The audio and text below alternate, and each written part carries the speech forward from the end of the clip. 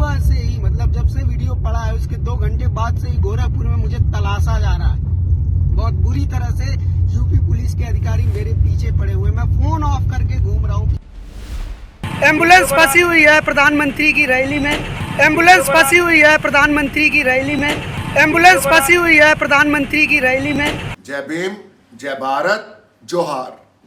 साथियों, आज सबसे पहले बात सीडीएस जनरल विपिन रावत के प्लेन क्रैश की। तमिलनाडु में आज जनरल विपिन रावत जो कि सीडीएस थे, उनका पत्नी के साथ और 14 और लोग जो थे, मतलब ये कुल मिला के 14 लोग थे, उस चॉपर में सवार थे। ये जो बहुत एडवांस चॉपर था, उसका वो चॉपर जो था हादसाग्रस्त हो गया, क्रैश हो गया तमिलनाडु के अंदर। एक दुखद खबर है पूरे भारत के लिए, इंडिया के लिए। दुखद खबर इसलिए भी है कि चीन लगातार जिस तरह की भाषा बोल रहा है इन दिनों, और जिस तरह से घुसपैठ चीन ने की है, हालांकि वो एक इंटरनेशनल मैटर है और इतनी ज़्यादा इस शो में उस मैटर की ज़रूरत नहीं है, लेकिन फिर भी हम वंचितों का भारत की ओर से तमिलनाडु में जो क्रैश हुआ है चॉपर, उसके सभी मृतकों को, जान गंवाने वाले परिवारों को हम सांत्वना देते हैं और बेहद खेद व्यक्त करते हैं। ये जो इस तरह की मौत होती है, मौत सबको आनी है, लेकिन ये जो हादसा था, इस हादसे पे वंचितों का भारत की पूरी टीम शोकग्रस्त है। आइए अब आपको सुनवाते हैं इस हादसे के बाद तमिलनाडु के वन मंत्री सिम्था टीकी ने क्या कहा। पहले ये सुन लीजिए।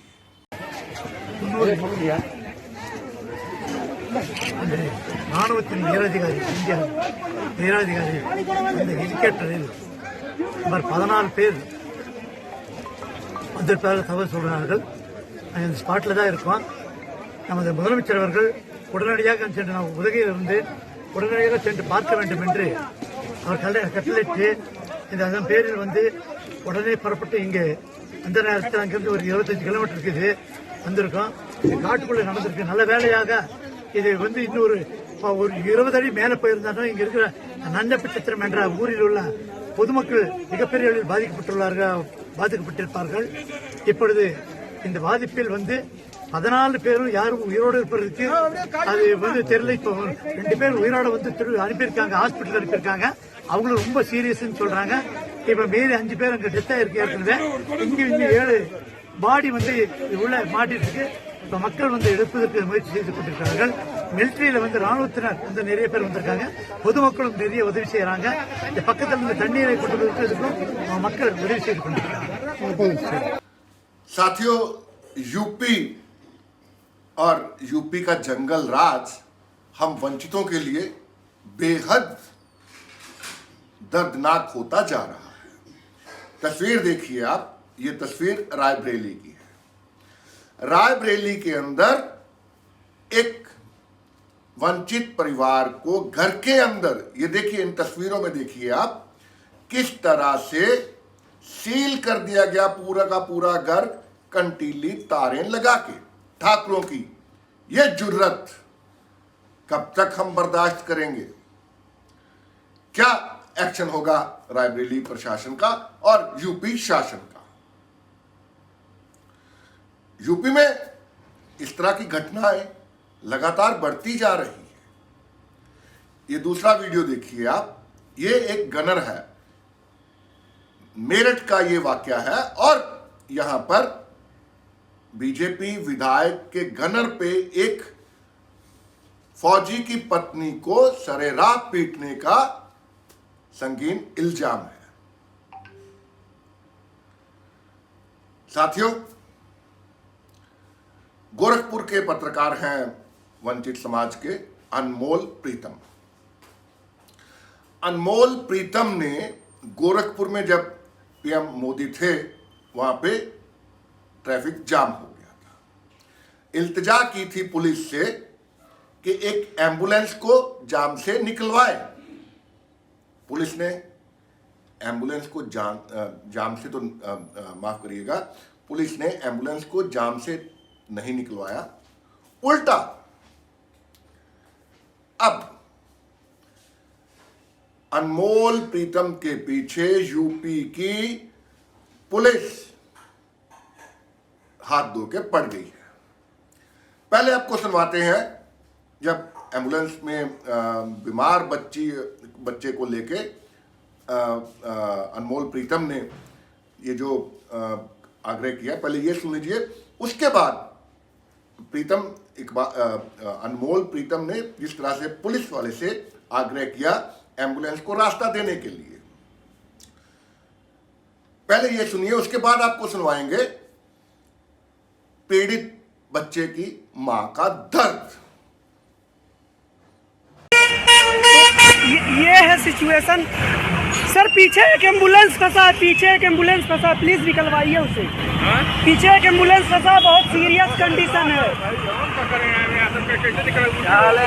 एक छोटी सी बच्ची है, बहुत सीरियस कंडीशन है।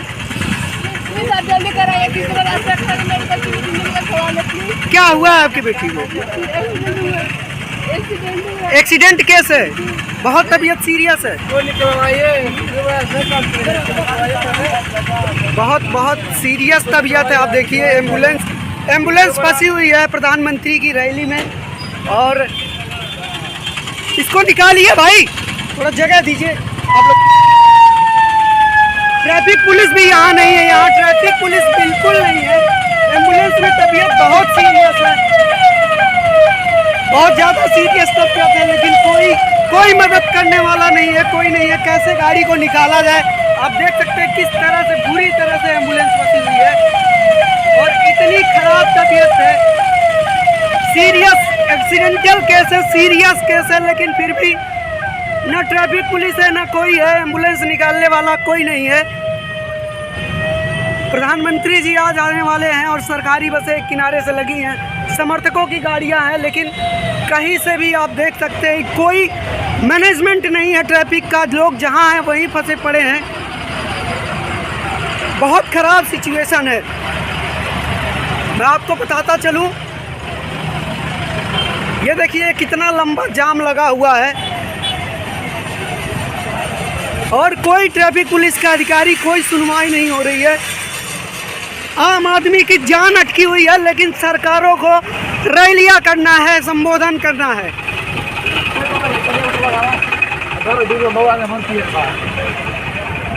क्या प्रधानमंत्री का कार्यक्रम इस देश के नागरिक के जान से ज्यादा कीमती है? सवाल ये उठता है। आगे प्रधानमंत्री के आने से अगर किसी की मौत हो जाती है तो क्या प्रधानमंत्री का आना सफल माना जाएगा? अगर उस बच्ची की मौत हो जाती है तो उसका जिम्मेदार कौन होगा?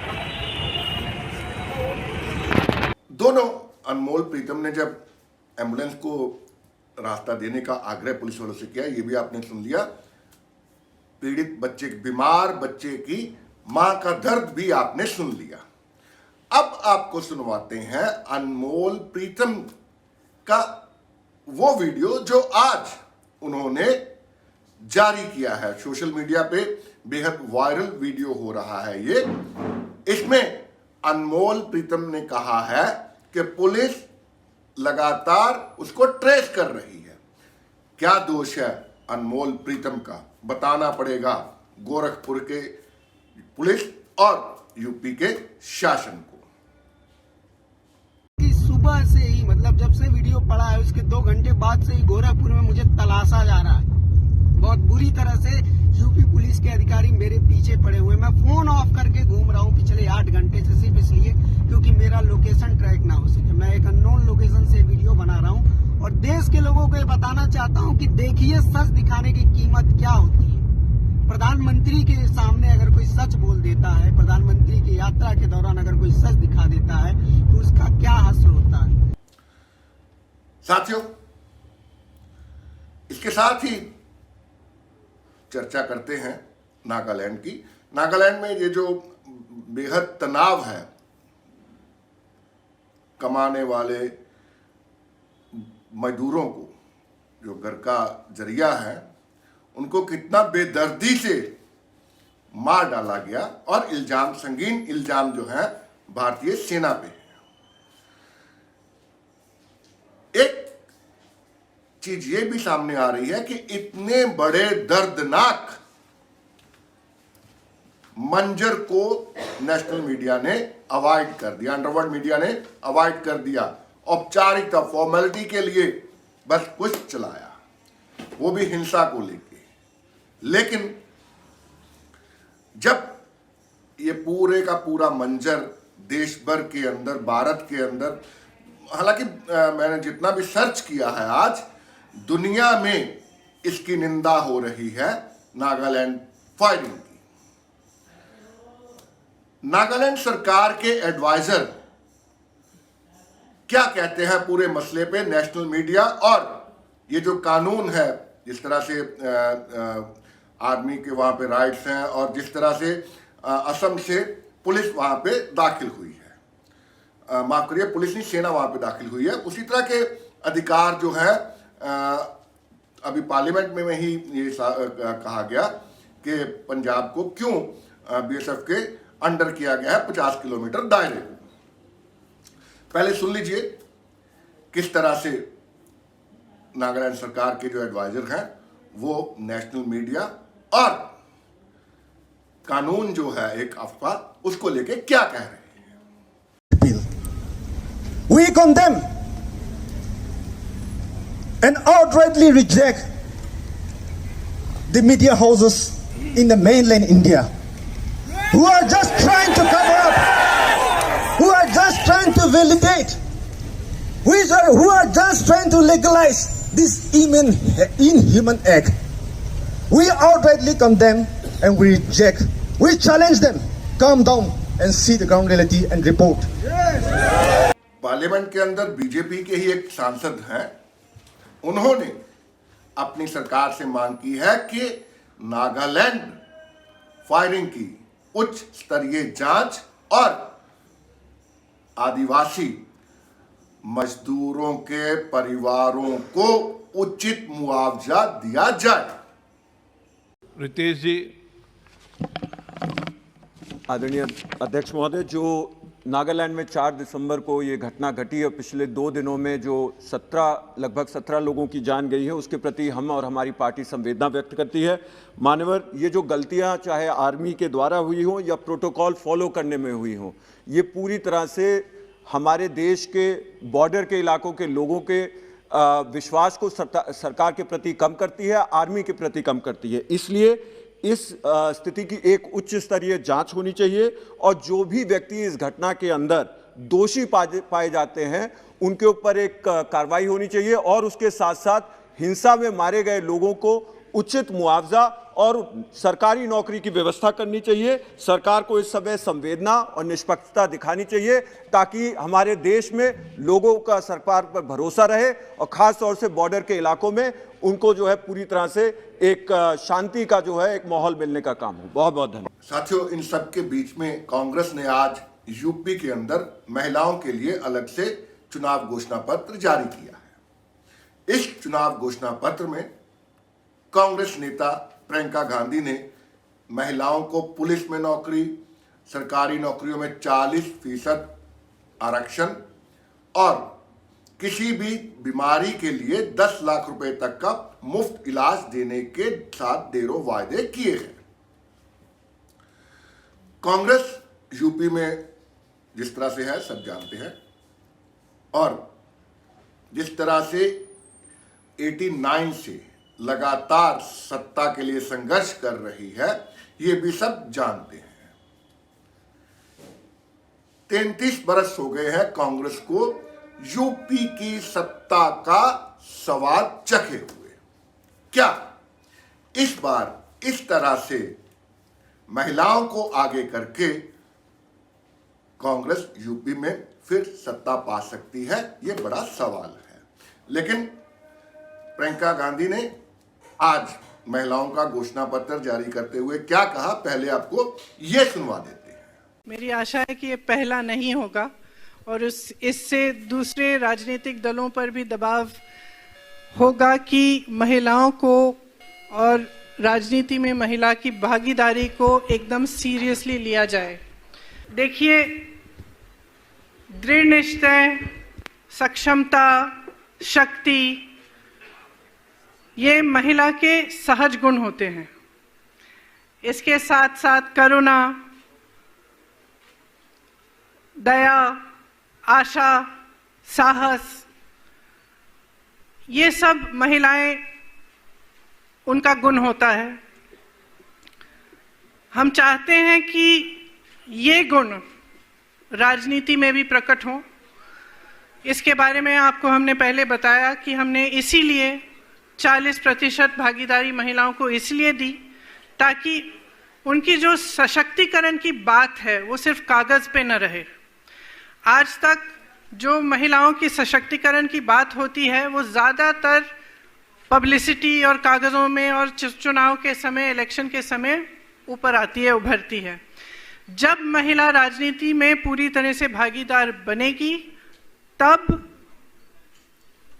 उसका ट्रांसलेशन सिर्फ पब्लिसिटी, सिर्फ कागजी बातों, सिर्फ ऐलानों से जाकर एक्चुअली ज़मीन पे होगा। इसकी शुरुआत पंचायती राज में कांग्रेस पार्टी द्वारा जो 33% आरक्षण था उससे इसकी शुरुआत हुई। कांग्रेस पार्टी ने देश को पहली महिला प्रधानमंत्री दी। उत्तर प्रदेश में सुचेता कृपलानी जी यहाँ की पहली महिला मुख्यमंत्री भी रही, वह भी कांग्रेस पार्टी की थी। हमारे देश में महिला प्रधानमंत्री तब बनी जब दूसरे विदेश में और पूरे दुनिया भर में बहुत कम महिलाओं की राजनीति में उस स्तर पर भागीदारी होती थी। आज जाकर अमेरिका में एक महिला वाइस प्रेसिडेंट पहली बार बनी है कुछ सालों पहले, और हमारे देश में एक महिला प्रधानमंत्री बहुत समय पहले बनी थी। ये कांग्रेस पार्टी की सोच थी। इसी सोच को आगे लेते हुए, आगे बढ़ाते हुए हमने ये एक महिला घोषणा पत्र बनाया है जिसमें हम ये कहना चाहते हैं कि हम महिलाओं को सचमुच सशक्त बनाना चाहते हैं। साथियों, यूपी की पूरी कहानी रोज आपको मैं लगातार सुनाते जा रहा हूं। यूपी का जंगल राज और यूपी में वंचितों पर हो रहे लगातार अत्याचार को रोकना ही एक मकसद है, और इस मकसद को मैं या मेरी टीम नहीं आगे बढ़ा सकती, आपको भी इसमें योगदान देना होगा। साथियों, वंचितों का भारत को भारतवर्ष के अंदर जिला स्तर पर रिपोर्टर चाहिए, और वंचितों का भारत में सिर्फ और सिर्फ सुधी बहुजनी ही रिपोर्टिंग करेंगे। रिपोर्टर्स के साथ साथ, जिला स्तर के रिपोर्टर के साथ साथ वीडियो एडिटर्स और एंकर्स, मेल फीमेल दोनों। कोई डिग्री नहीं चाहिए, किसी तरह का समझ जिसको है टेक्निक की, सोशल मीडिया के साथ जो लगातार टच रह सके और हर खबर पे पकड़ रखने वाले सुधी बहुजनी जल्द से जल्द अप्लाई करें। मेल आपको ग्राफिक के जरिए भी बता दी जाएगी, और मैं वैसे भी बोल देता हूं, वंचितों का भारत @gmail.com। साथियों, आज के लिए इतना ही। जय भीम, जय भारत, जोहार।